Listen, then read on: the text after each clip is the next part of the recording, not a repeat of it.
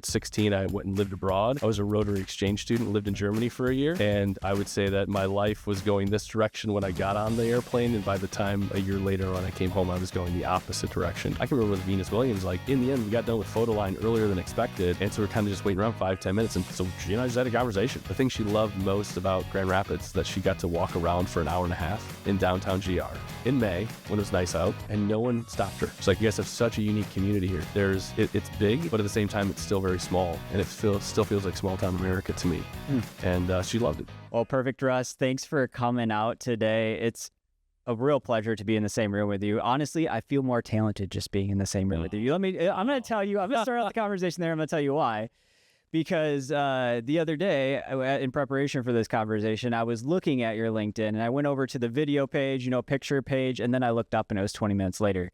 It's like, man, I just got caught by the algorithm, but the algorithm was Russ's LinkedIn page, right? So it's pretty incredible to see what you're doing. And we're going to dive deeper into kind of how you got that skill and the talent and the types of stories that you're able to tell, both your stories and other people's stories, and that skill a little bit. But first, I want to start all the way back kind of to where your story started.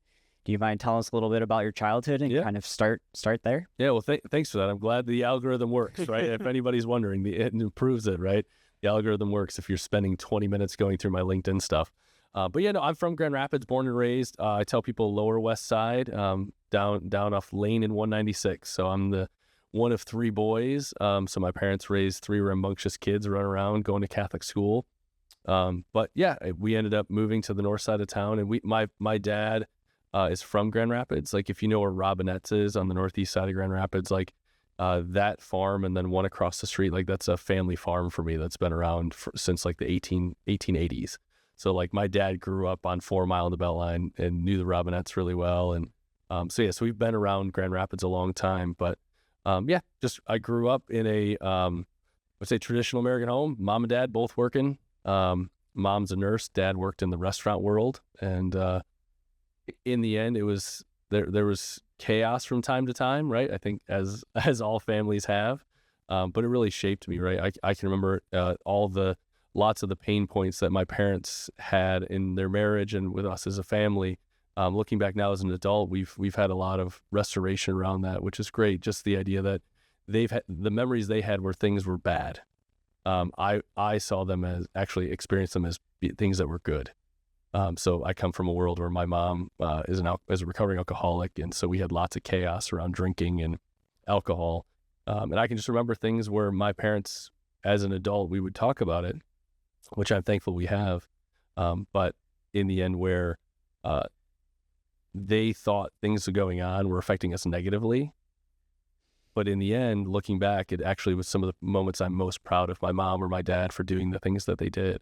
And so it's been great as a family to kind of restore those things over time. But yeah, I'm a West Sider. I tell people I joke that I grew up in the toilet bowl, right? Because the West Side's got the Lower West Side, and then you got the Upper West Side, where you're outside the toilet bowl of Grand Rapids. So it's an interesting thing. But yeah, ended up on the northeast side of town, graduated school, did a bunch of stuff in high school, ended up going to 3 different high schools in 4 years. One of the things that changed my life, I would say, was at 16, I went and lived abroad. I was a Rotary exchange student, lived in Germany for a year.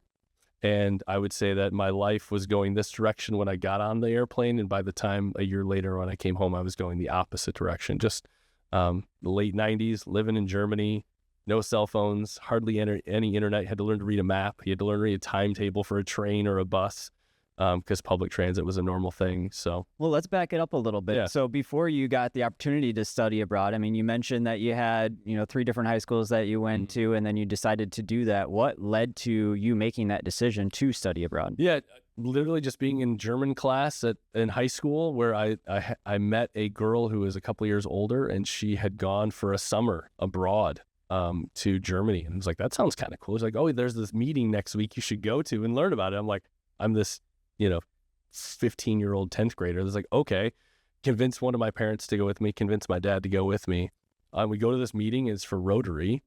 And it turns out, I didn't realize this, but it was a year-long program. And on the way home, I told him, I'm like, I'm not leaving for a year. There's no way that'll work. And He ended up slow playing it. He's like, Russ, you have to go and apply for it. You got to interview, and they have to select you, and then you have to be interviewed again, and you probably won't get it anyway. So why don't you just try it? It'd be a good experience for you. And in the end, I got through all of those pieces and met students from abroad, right? Rotary, I don't know if you know or not, but Rotary is the largest exchange program in the world, on the globe. And they send kids all over the country, all over the globe every year. I met so many of them, and it was just an interesting concept. I'm like, this has got to be a great thing. And so in the end, it got selected, and it came to that point of going. And my parents are like, do you want to go? I'm like, yeah, I do. And so in the end, my dad slow played it, right? I would never say yes, and I ended up saying yes. But it was something he was encouraging you to go out and do. He was just encouraging the process, I think. I mean, we've talked about it. He's just like, you probably won't get selected, so just go and try it. And if it doesn't work out, no worries. So the seed was planted by someone else that you knew, in high school. Your dad kind of watered it a little bit, at least told you to like, hey, keep going. It's worth the try. It's worth the shot. And that, then getting into the next part, which we can dive into, you said that you completely changed the trajectory of your future from that experience. Yeah. My parents, the way they describe my experience and how I would describe it is I left a 16-year-old junior in America, and I came home a 30-year-old adult. I mean, at New Year's of 1998, 1999, I literally would tell my host family as a 16-year-old, hey, I'm going to go visit a friend of mine in Berlin. So I lived in a small town, kind of like East Lansing, 100,000 people, a university. So it wasn't a tiny little town, but it wasn't massive like Berlin. But I just said, I'm going to Berlin. I'm going to visit a friend of mine. Here's the address. Here's their phone number. I'm going to have you call them beforehand so that everybody's on the same page. But I'm going to leave on this train on Thursday, and I'm going to come back on this train on a Monday night. I'll see you guys later. No phone calls, no check-ins, no follow-ups, just me as a 16-year-old. I mean, you got young kids. I think about my 5-year-old, like, am I going to let him go do that? That's crazy. So yeah, it definitely, it forced me to grow up in a very short amount of time, which I'm thankful for, because I came back as a 17-year-old, a young person who was willing to go to work, was willing to go try new things, was willing to go explore and see what was possible. And that's something that I think is missing in the world right now. Yeah. 100%.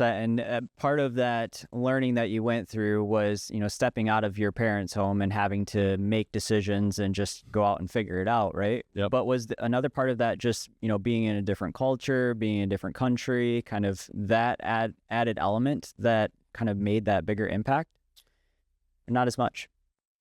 I think so. I mean, it's culture shock when you go. One of the things that they walked us through in all the preparation, because we had lots of prep on the way before going, was just, this is what's going to happen.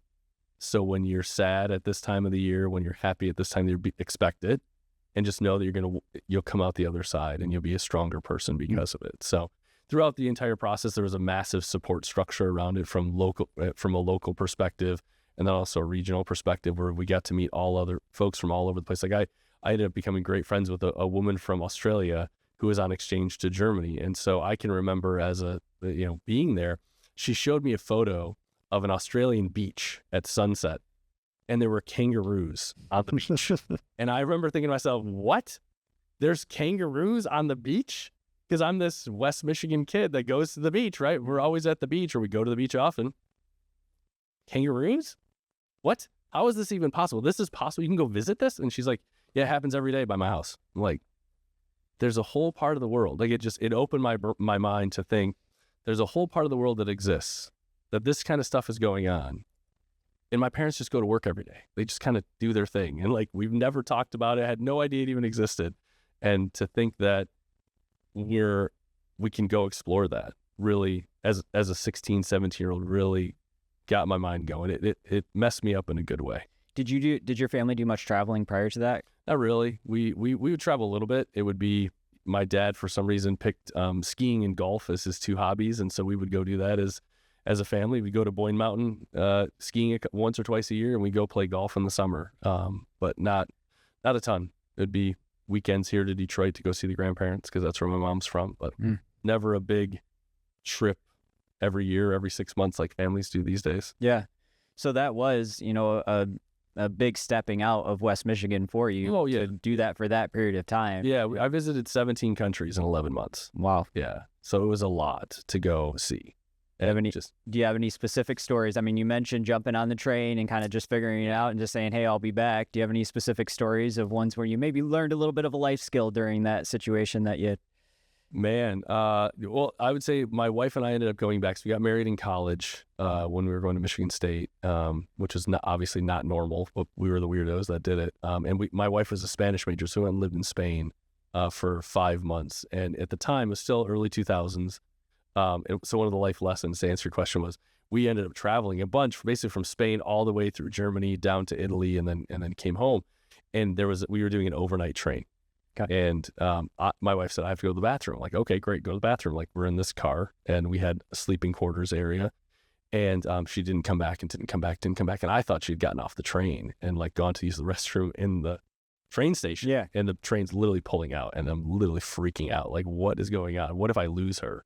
And turns out that all the bathrooms were occupied. She had to go like 10 cars down. She came back, and I'm just like losing my mind. And in the end, we had to come up with a plan. Like, if we ever get separated, because again, no cell phones, like it wouldn't happen today. But the idea of like having a plan of like, if you get lost and disconnected in a space that you're not familiar with. I can remember going to Egypt. We went to Egypt back probably 10 years ago. It was great. But like realizing when I landed at the airport, I couldn't read the signs. To me, it was just a bunch of squiggly lines, right? Because it's Arabic. Like, literally, I genuinely don't know what that says. It says a bunch of lines. And, like, what do you do? If you end up getting disconnected and separated, what would you actually do? So those are the type of life lessons that I think traveling puts in front of you on a regular basis. No, definitely. And be able to problem solve and, set things up in advance to make sure that, hey, if this happens, this is how we're going to handle the situation, which... we'll dive into business and things like that and your career, but I'm sure that some of that's played hand in hand with decision-making throughout your career as well. So now we're talking college. You got into college. How was that experience for you? College was good. I was at U of M for a year. My wife was at Michigan State, so I ended up just switching schools and came to Michigan State. I thought I was going to be a teacher. I started as a finance major because that's what you do, right? You're going to be in business. You're going to go do something. You should be in the business school at Michigan, right? Ross School of Business. And I took Calc 1 and I got a C-, and I tried really hard. I realized math is not my strong suit, so finance is probably not going to be a good long-term option. If so, I'm going to go crazy. And so I had a history class at the same time and ended up really loving it and became a history major. But at the same time, we went and lived in Spain. I took a bunch of film and I took a camera with a bunch of film. And over time, turned out loved photographing stuff when we were traveling. And came home after our trip and would print the photos and show them to people. And they were like, man, these are really good. Have you ever thought about being a photographer? I'm like, wait, you can get paid to do this? Yeah. And it was just as the digital transformation was happening, where the film photographers really couldn't figure out the digital stuff, and the 20-somethings who could understand technology a little quicker could pick up on it. And so that's what I did, 20 years ago, was really be one of the first digital photographers in West Michigan. But yeah, college was good. It's a whole lot of debt to take a bunch of classes that, haven't added a ton of value, but it was an experience. Yeah, and then you dove into this trip that had the opportunity to teach you that, hey, I'm interested in photography.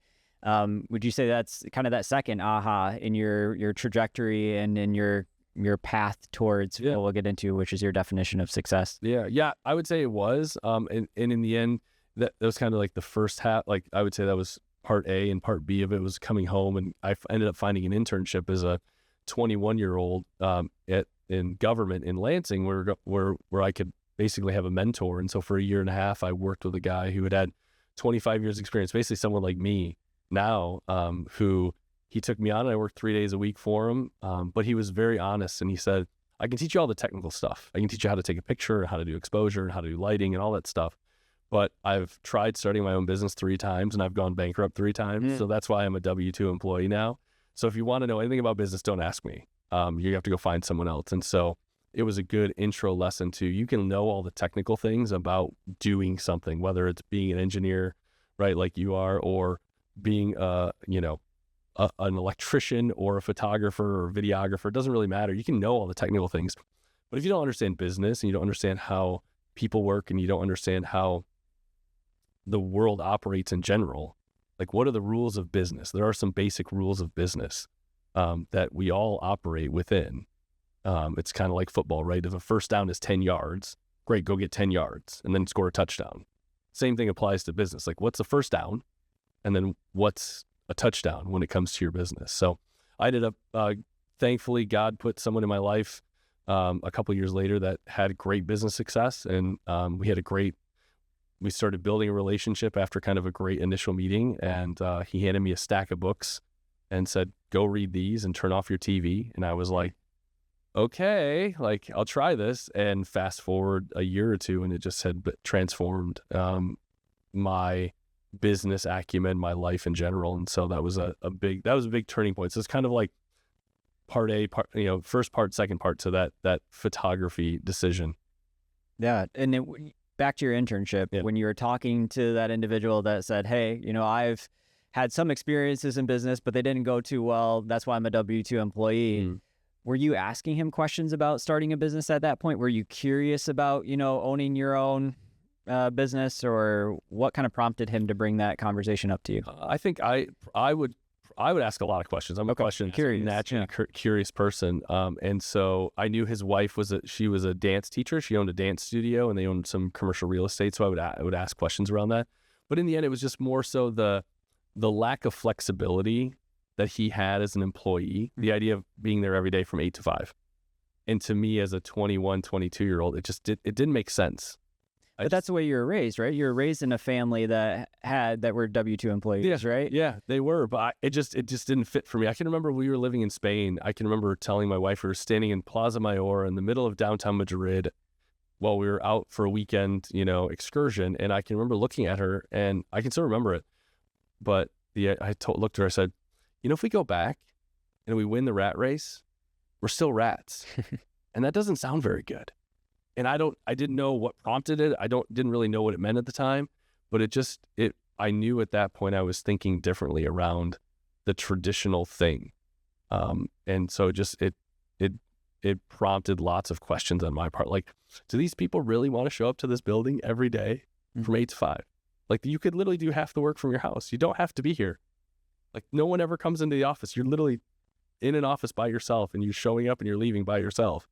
Like, why can't you just do that work from home and then just produce the results? Like that was me as a 22-year-old. So it didn't really go well in the employment world. Well, and that's what I'm trying to pinpoint is like when that happened in your life, when you got that understanding that, hey, this seems a little bit off. I don't know. I genuinely don't know. I can still remember. So my wife was a chief of staff in Lansing for 8 years in politics. So she was helping pass legislation and do the whole politics thing. Imagine what you will. It's that way. But I can remember she would have weeks at a time where no one would come to the office. Like, they never have any physical meetings. But she drove 76 miles one way from Grand Rapids to Lansing every day for 8 years. Every day. And I would always can't you just do the work from the house? Like, literally, they can forward the phone to your cell phone. Yeah. And you're going to work technology is there. Like, this is 2003, 2004, right? It's 2005. Like, literally, you have the technology to do it. Just work from home. Like, why do you have to drive an hour one way, an hour back? It makes no sense. Well, they need us there. Like, well, who's they? Just, I don't know. I don't know if it's a contrarian perspective, but I definitely I push against tradition often, and I don't know why. It's just part of my programming. And you're curious too, right? And you had that from that genuine curiosity from a young age, even when you had the opportunity to do the trip and, hey, I'm curious. I want to figure this out. What could this mean? Yeah. And that's opened up a lot of doors for you, it seems like, over the years. Just that mindset. You ask questions, you're going to be surprised by the response sometimes, and you just keep kind of following down the rabbit hole a little bit. Yeah. And you mentioned that mentor that gave you that stack of books. What do you remember what those books were? Yeah, the first one he gave me was called, it's a guy named Frank Betcher. I recommend everybody get it. It's called How I Raised Myself from Failure to Success in Selling. And most people have heard of Dale Carnegie, right? How to Win Friends and Influence People. He and Betcher were best friends. Okay. And Betcher was a professional baseball player for the St. Louis Cardinals, I think, and ended up 5 years into his career wrecking his arm. And so he couldn't play baseball anymore and became a life insurance salesman for New York Life out of New York. or I think it might have been Philadelphia, somewhere on the East Coast. And he literally wrote a story about how he was about to quit. And he met one person who gave him a couple challenges, and it turns out he became the most successful life insurance salesman for New York Life ever. And so he and Carnegie would go and kind of do a 1-2 punch about how to win friends and influence people, and how to be a better salesperson, and kind of how to be a better business owner. And so I can remember reading that book, and it's only maybe 160 pages, and it's written in his perspective, from his voice. So it's very much an autobiographical account of what worked and what didn't work, very tactical from the 1920s perspective, I would say. But it was, I remember reading it and thinking, this is just one book. Like, what else? I remember thinking, what else don't I know that the answers are already in the book, and I just need to go discover them? Yeah, so that kind of first introduction to selling books and to business books, and that idea of even how to win friends and influence people, it didn't just unlock the tactics and the ideas in the book, but it actually unlocked in you the curiosity piece again, to say, hey, there's other books out there. This is one of. Yeah, and the curiosity piece really came from that first meeting. I can remember sitting at Applebee's on Alpine, literally on the north side of Grand Rapids, and we sat down, and he asked me, Russ, what do you want out of life? Like, what do you want life to look like? What if this all goes well, what is it going to look like? And I can remember thinking about it all the time. 3 things. I want to not have any debt, because I hate having student loan debt. I hate having all this debt as a 26-year-old. I want my wife to not have to work, because she wants to be a stay-at-home mom. So if she wants to do that, great. And I want the ability to go travel, because we loved traveling. 3 things, simple, like it, not complicated. I don't need anything super fancy, just those things that I thought about all the time. And he asked me a question in response, which was, well, who do you know that has all 3 of those? And I was like, okay, I know people that have debt. I know people that their both spouses work, and I know people that don't travel anywhere, anytime they want. And I responded with, like, I don't think I know anybody that has all 3. And his response, calmly and collectively, was, then maybe you should stop listening to everyone you know. Here's a stack of books, start searching.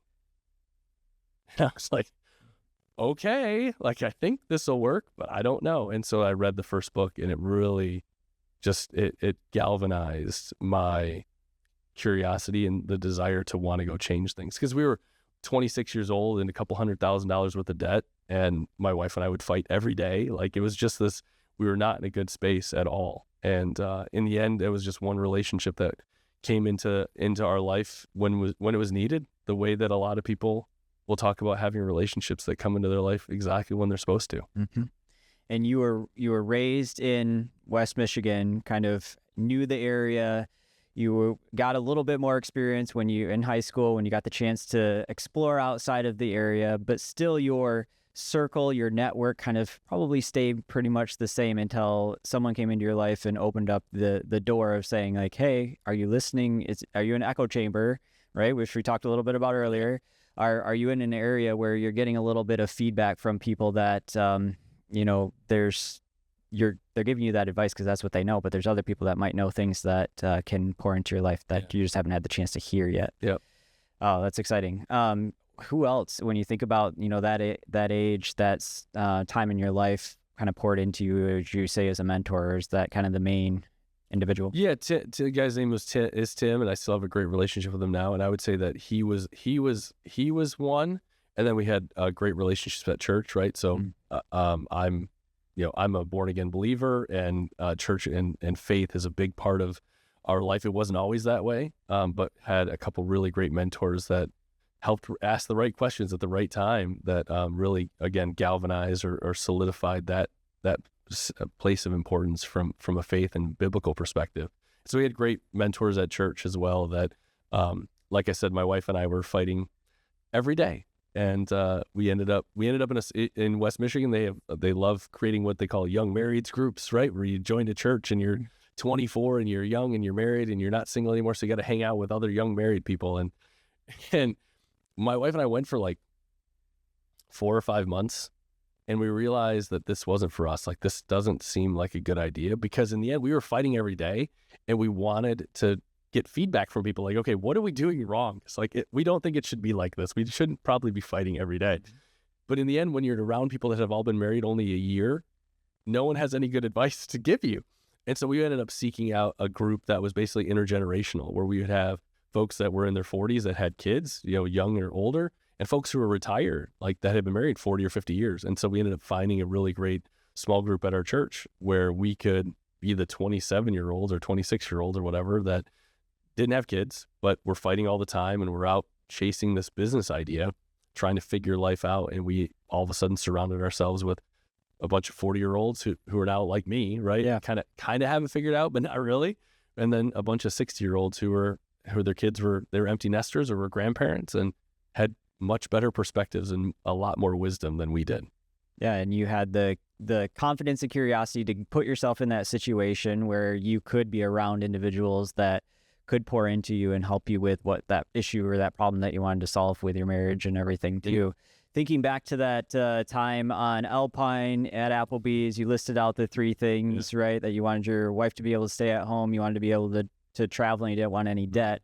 And then the question came up, do you know of anyone that has all 3 things? Then the door opened and said, hey, I need to surround myself with those types of people. Did you end up finding people in your life that had all 3 things? Yeah, in the end, through Tim and through realizing, like, again, that conversation really galvanized the thinking around like what I actually wanted, and you only get what you ask for, right? It's not what you wish for, it's not what you think for. It's like it's what you think about, and then what you end up going and doing with it. And so it made me realize I need to go find people that have these things. And so as a photographer, I'm going out and meeting a bunch of people. I'm inside of 10, 15, 20 different businesses every month. And so I would start asking questions of people, right, around what I was looking for, right? How much time do you spend at the office? And when a CEO says, I'm here like 80 to 100 hours a week, okay, great. I would they go into category 1 over here. Like they might have great success materially, but like, it's not what I want. I don't want to be gone 80 hours a week, right? I've never met a CEO that said, yep, I'm so glad I worked so many hours when my kids were young. I've yet to meet one. I've yet to photograph one. They're all like, I wish I would have been home more. Every single one. So in the end, I started just putting people into buckets and realizing that in the end, I realized no one has it figured out. So in case the world hasn't told you yet, no one has it figured out yet, right? We're all figuring it out as we go. But in the end, there are people that have pieces of what you want. And so it's just a matter of building a network of relationships that you can help figure out how do you get what they have and ask enough questions.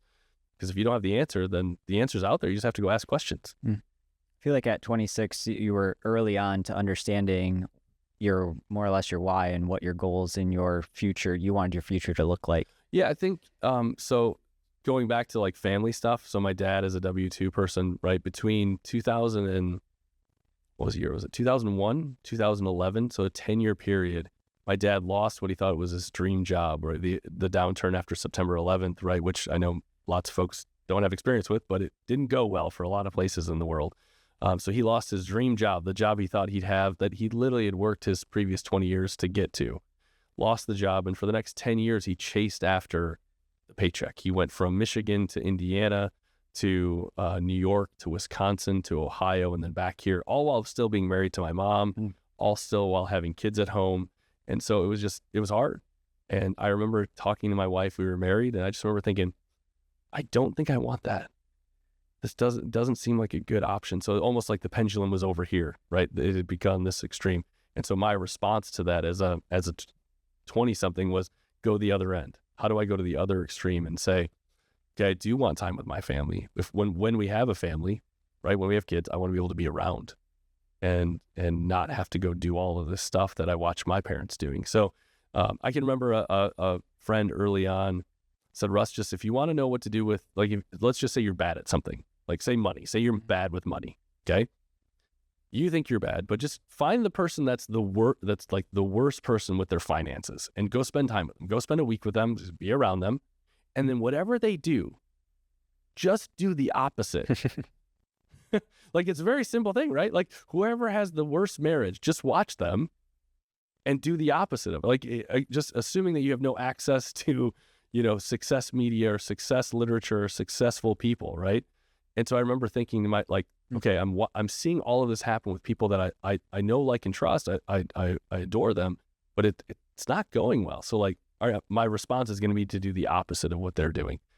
Again, the contrarian view in my brain, I think, is just how I'm programmed. So it made sense as a 20-something to act that way.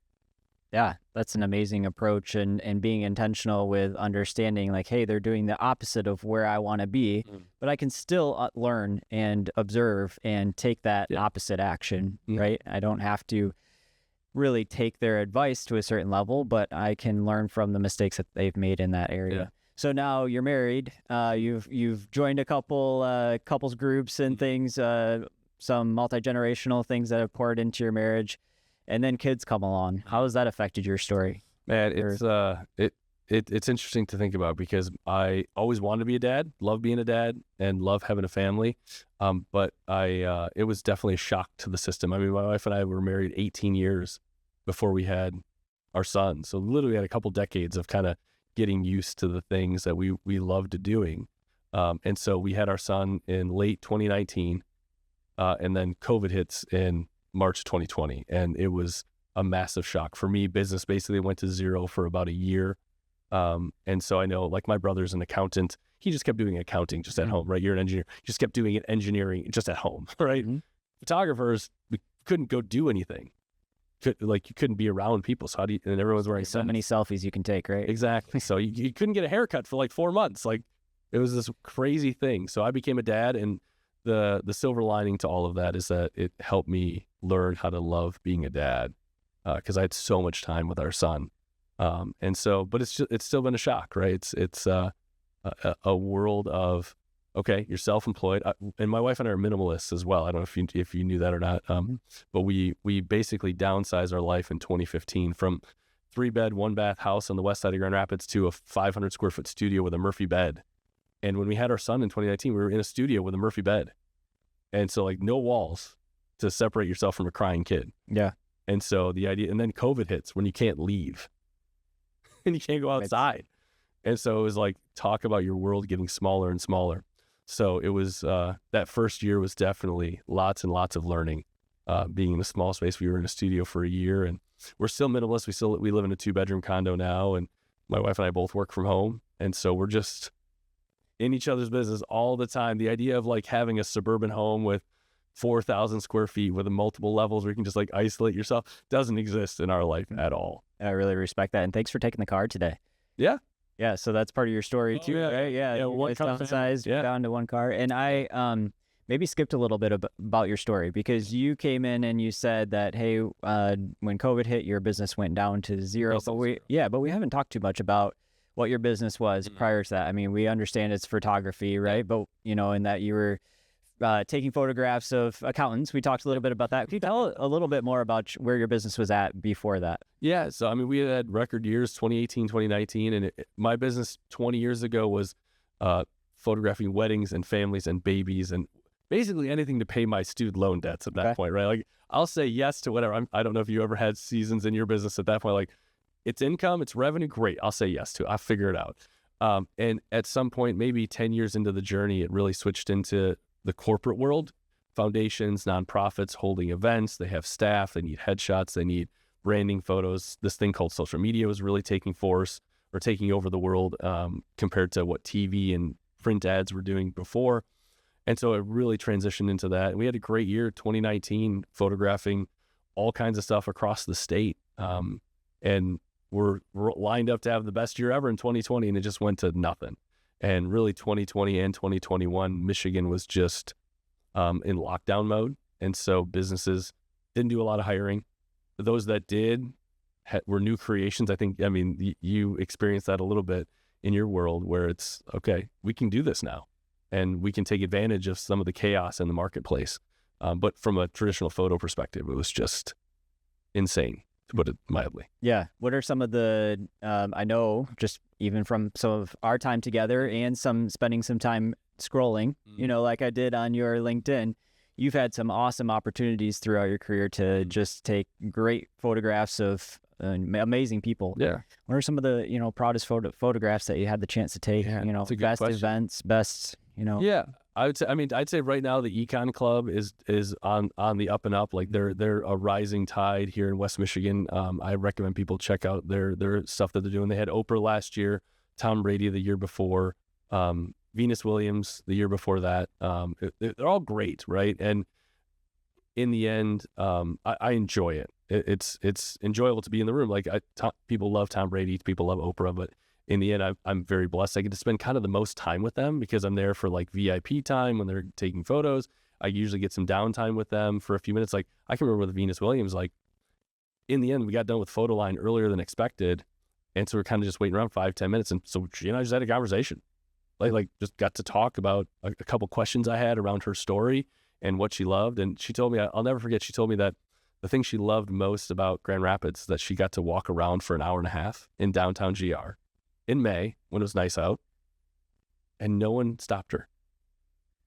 And I was like, really? That's what you loved? She's like, yeah, because normally I'm walking around New York City or LA or somewhere else, and literally people are stopping me for photos or signatures. She's like, you guys have such a unique community here because it's big, but at the same time, it's still very small, and it still feels like small town America to me.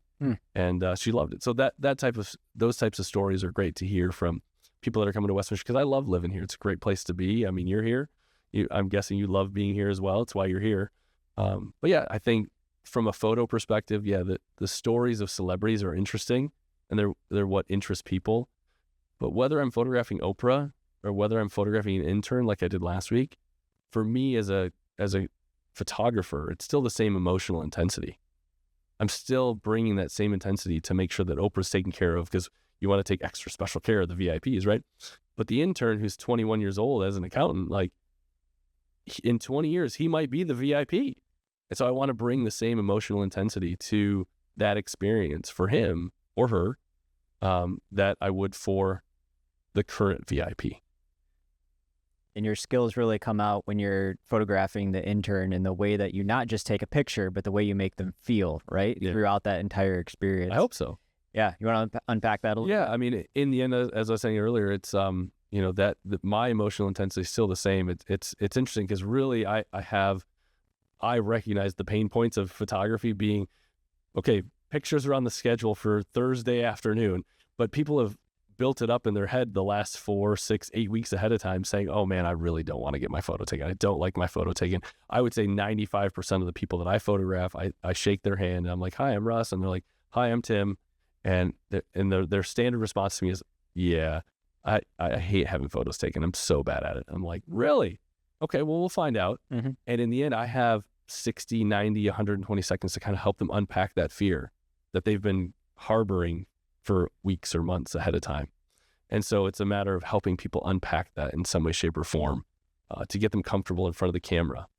And so looking at it, the way I approach it is really, I'm kind of a bartender that has a camera rather than a cocktail, right? I'm still kind of doing that. It's still a people business, even though there's technical equipment involved with the camera and lights and different things, but it's still a matter of helping people feel comfortable in a short amount of time, because I want them to walk away saying, oh, that was actually way better than I thought it would be.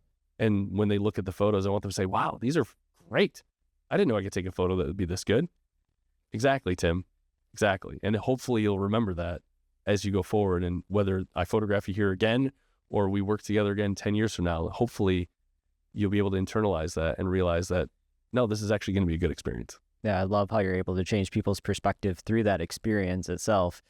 It got me thinking a little bit too, and you said Tim in a different context with that name there, but it got me tying the two together. So like you had a mentor in your life who invested in you, sat down with you, helped you uncover your why, and, pushed you in the direction of self-education and, professional development.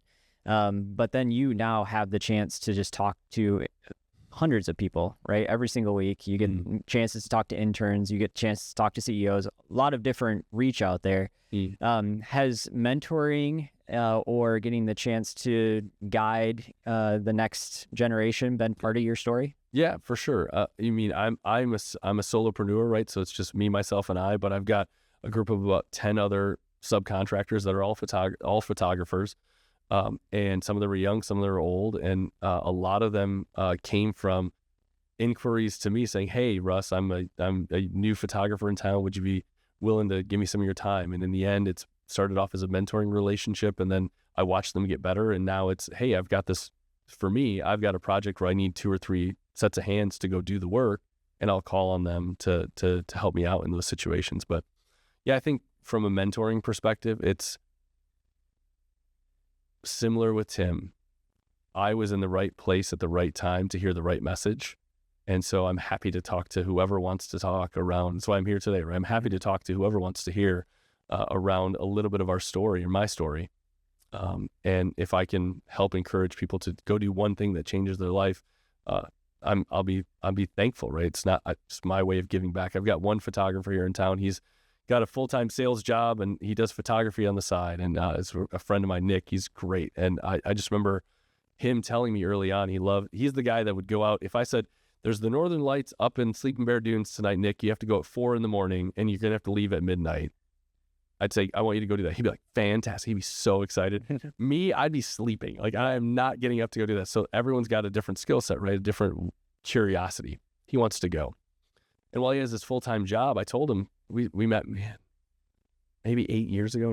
And I told him, okay, Nick, what I want you to do, what I'm going to suggest you do is whatever money you make from photography, stick in a separate account. Like literally never spend it. Just put it in a separate account and just let it sit there. Because you can live off of your 9-to-5 W-2 income, right? He's like, yeah, it's great. I make good money. I'm like, perfect. Set it to the side. What you're going to do is you're going to watch the demand for your time grow as a photographer the next 3, 4, 5 years. And you're going to you're going to sock this money away. And eventually when you want to pull the plug on the W-2 and you want to go do this thing full time, you want to go get paid to go to Iceland. You want to get paid to go to the West Coast and take photos. You want to get paid to do all that stuff. You'll have runway because you've got this money socked away and you don't need the W-2 income. And in the end, you'll have done so much work that you'll have this ongoing drip of people that want to hire you. You'll have a instantaneous demand when you tell the world, yeah, I'm done with my normal job. I want to go I'm doing this full time. And it was a 7-minute conversation, 10-minute conversation maybe. And fast forward a bunch of years, he actually did it. And now, like literally, he's built a house up north and he's got a different lifestyle now compared to what he did when we first met. And I'm just like, he says, thank you often to me. And I'm just like, I didn't do it. Like you're the one that had to do it. I'm glad I could give you the idea, but I give a lot of people ideas and it doesn't mean they execute on them all the time.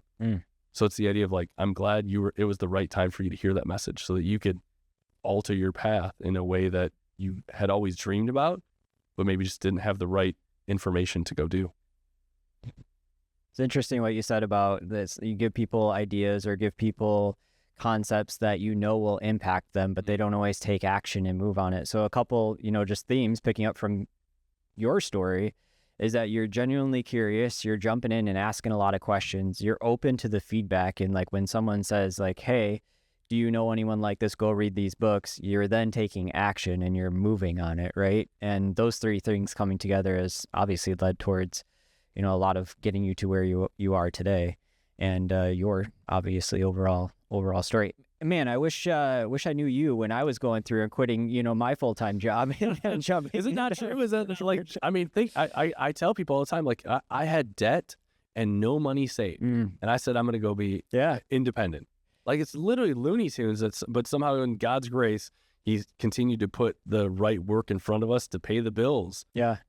Which I'm so thankful for. But I was super blessed as well when I quit my full-time job, went right back out to my employer, and they were my first customer, right? So I was like, glad that worked out because it's a lot harder. Everybody, in case you didn't hear that, rewind it and go see if you can do that, because you're not the first I've heard do that. Yeah. I've probably had 10 plus conversations with people where they're like, no, I'm going to go independent. I'm going to bill back my time against my former employer. Mm-hmm. They have less liability, they get better service, and they have a little bit lower cost, but they still know my skill set, and they'll get great work. Mm-hmm. So kudos to you for doing that. Yeah, and they were a long-term customer too. Yeah, for years building out the company. So it's awesome. Now you've talked a little bit about growing up in a little bit of chaos. There's obviously some other stories of chaos. There's probably a little bit of chaos in the condo, with a 5-year-old. Yes. So you could thrive under that chaos. It's probably helped you with business development and things like that as well. But there's probably some habits or some strategies around routines and things in your life that have impacted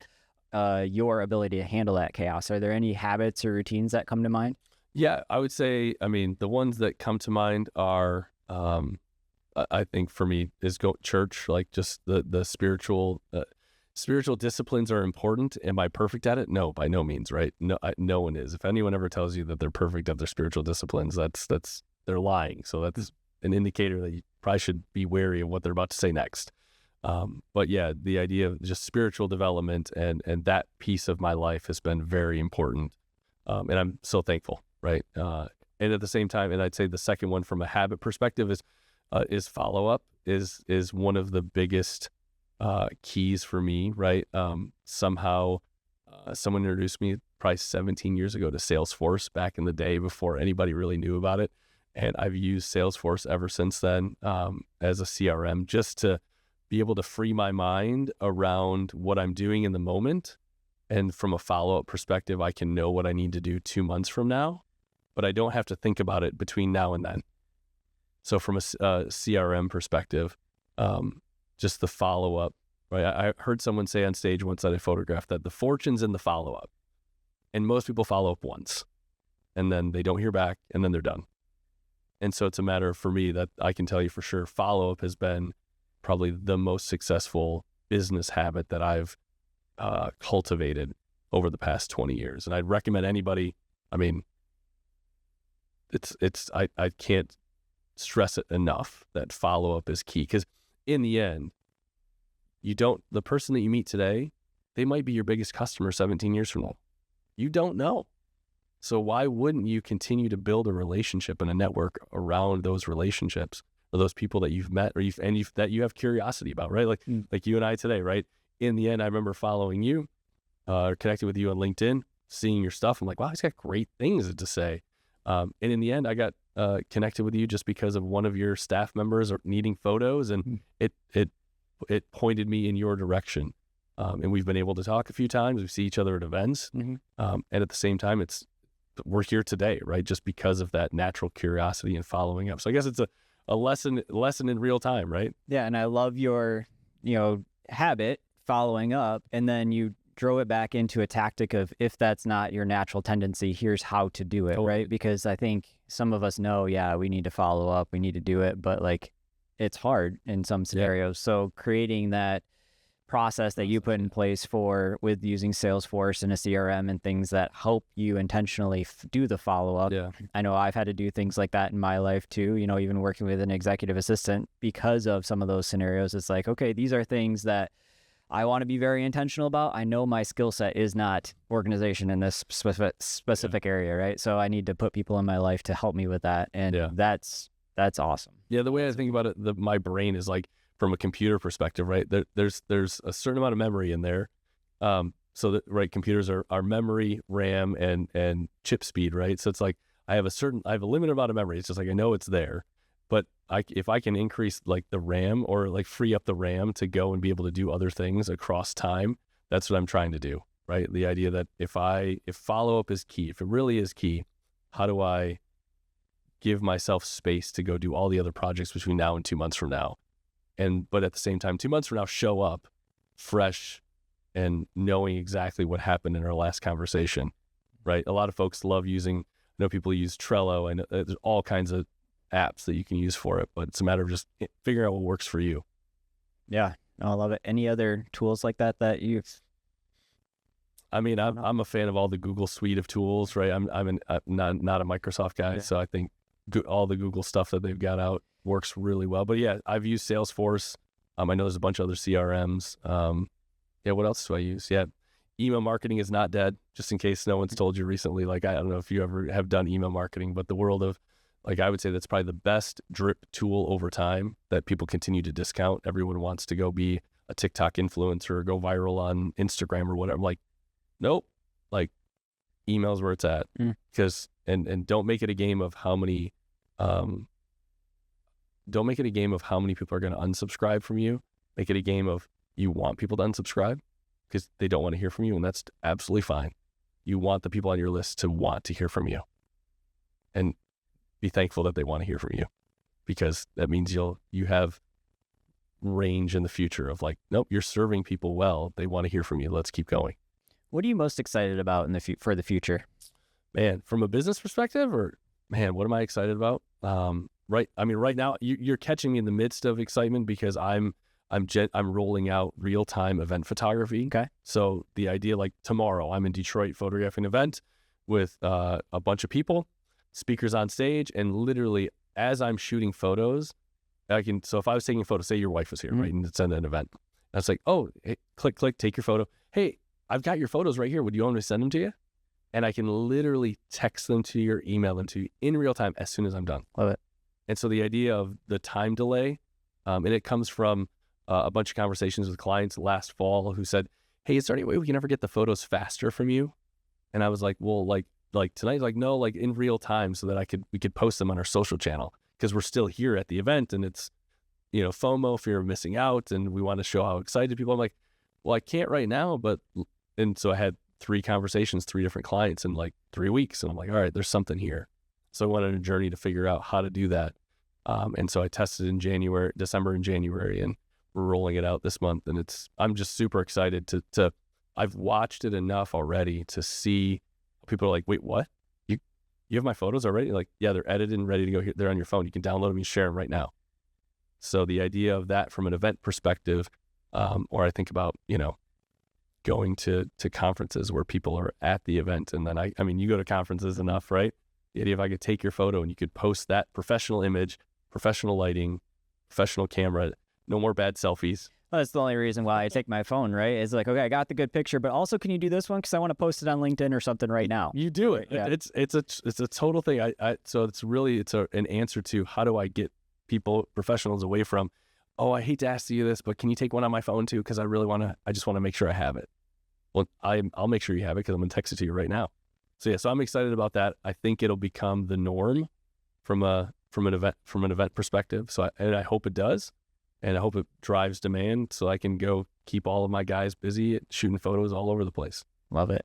That genuine curiosity to say, hey, what can we do differently? How can we solve this problem? Yeah. I haven't seen many other people do it, but here's how I can potentially attack it. So hopefully that rollout goes well. I'm curious if you stepped back and had the opportunity to talk to your younger self. Maybe what's one piece of advice that you give yourself? Man, that's a good question. I don't want to say I have a standard answer for it, but it's one that I still think about often. And it's an answer I heard from someone who told me, they said, run faster, you make it. And I remember hearing that the first time. I'm like, really? And I remember visualizing myself in the future, like, what does it look like if I really made it? Like, so yeah, I wish, you're going to make it. Like, it's going to be okay. You're going to make it. So work harder. Right? We live in a world right now where like my wife's the baby in her family by 10 years. And we've got these nieces and nephews that are 25 to 15, right? And I've got the 5-year-old running around. So I've watched this group of people grow up, and the folks that are under 30 right now, like everyone I meet who's under 30, I think they should be working 60 to 80 hours a week, every week. And they look at me like I'm crazy. I'm like, no, like you get twice the effort, you get twice the experience in the same amount of time, right? Go work a bunch of hours doing the things that you like and dislike so you can figure it out faster. Because by the time you're 30, you'll actually have the experience of a 40-year-old, and you can start to write your ticket as a 31, 32, 33-year-old. And 68 hours, it's like 60 hours a week, it's a lot, but like just get up a little bit earlier, do the work. Because you're going to make it, right? We live in America, like we're on third base. Like success is there for you if you want it. It's just a matter of, are you willing to do the work? It's not going to come without a cost. There will be a cost, and are you willing to pay it? And so go faster because you do make it. Love it. And also you snuck in there, you get more experience in less amount of time. It's like, I haven't really flipped it that way. Usually you think about working 40 hours a week because you want to experience things outside of life, right? But it takes you longer to learn what you need to know to be able to have future experiences. Exactly. Interesting way to think about it. So thanks for sharing that, for sure. Now, throughout this conversation, we've been getting a lot of background on you and how you were raised, what some of your business experiences were, what some of the struggles that you dealt with, all kind of leading up into what your definition of success is and what that means to you. So I'm curious to kind of end our conversation there. Russ, what is your definition of success? My definition of success is to continue walking by faith in the path that God has put in front of me. And right now it happens to be photography and being a dad and a husband and a friend to people that I meet on an everyday basis that I'm genuinely curious about and want to see them succeed as well. Awesome. And I really appreciate you taking the time today to walk us through how you came up with that definition of success and what it is. I truly respect what you're doing. And like I said, I've been obviously following, the content and the way that you do bring the best out in people through photography. So keep doing what you're doing. And thanks again for being on today. Thanks for having me.